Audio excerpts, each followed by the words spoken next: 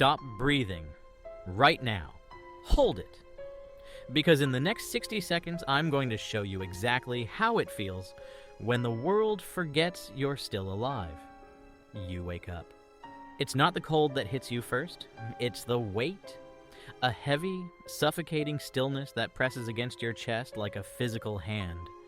You try to sit up, but your forehead strikes a hard, velvet-lined ceiling just inches from your nose. You reach out, your fingers trembling, and you feel it. Polished mahogany. Sealed, bolted, 6 feet of packed heavy earth are currently separating you from the sky. You aren't in a bed. You're in a casket.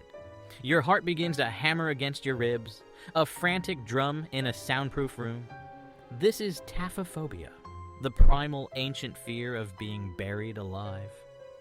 In the 1800s, this happened so often they built safety coffins with bells and air pipes just in case the corpse decided to wake up.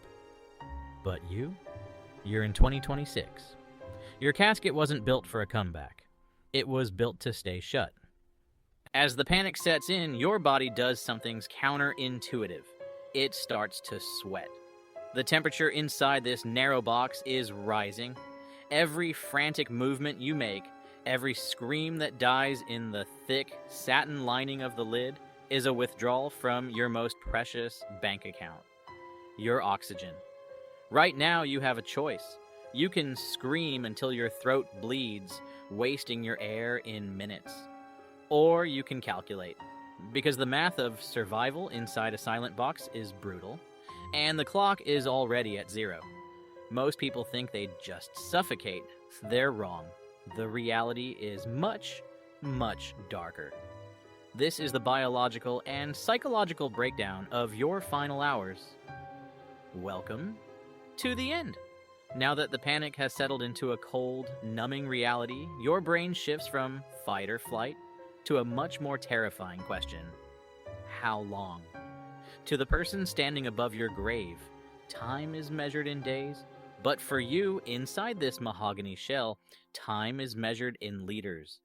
A standard casket is roughly 84 inches long, 28 inches wide, and 23 inches deep. That gives you about 880 liters of space. But you aren't alone in here. Your body takes up about 80 liters of that volume. Throw in a layer of satin padding and your clothes, and you're left with roughly 750 to 800 liters of breathable air. To a sedentary human, that sounds like a lot.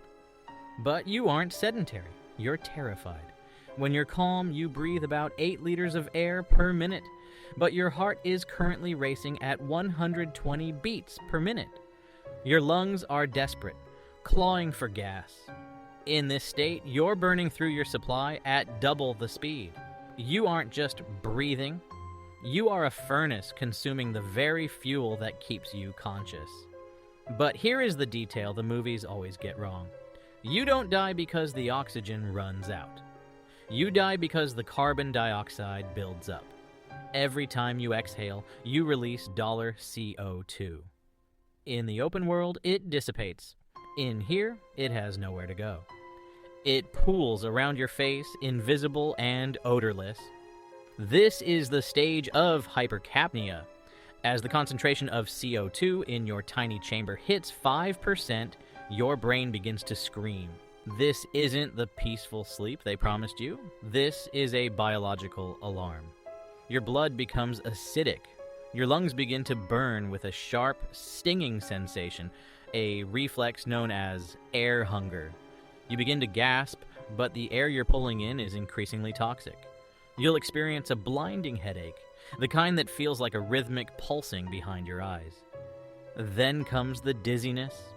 Your vision begins to blur at the edges, turning the darkness of the coffin into a swirling, kaleidoscopic nightmare.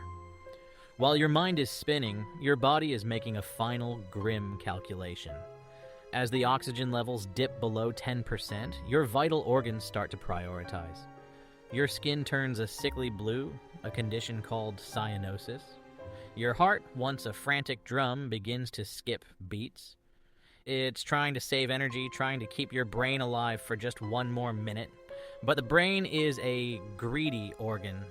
It consumes 20% of your body's oxygen. Without it, the neurons begin to misfire.